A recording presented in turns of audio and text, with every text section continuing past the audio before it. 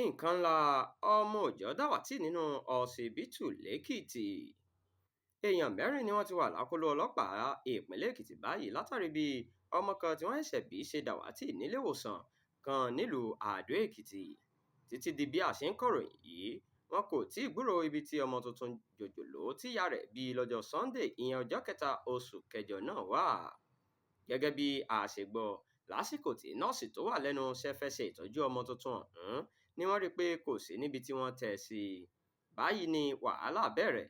Bí ìyá ọmọ ṣe ń gbarata ni àwọn nọ́ọ̀sì náà sáré káàkiri, kódà ṣe ni gbogbo àwọn ìyálọ́jà nínú ọjà kan tí kò jìnnà sí ọsibítù náà fọ́ jáde lórí ìṣẹ̀lẹ̀ abàmì ọ̀hún.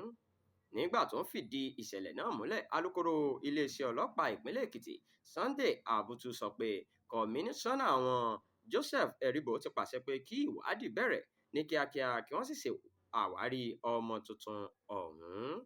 Ó ní àwọn mẹ́rin tí wọ́n ti fi páńpẹ́ òfin mú ti ran iléeṣẹ́ ọlọ́pàá lọ́wọ́ láti túṣu désàlẹ̀ ìkòkò ọ̀rọ̀ ọ̀hún.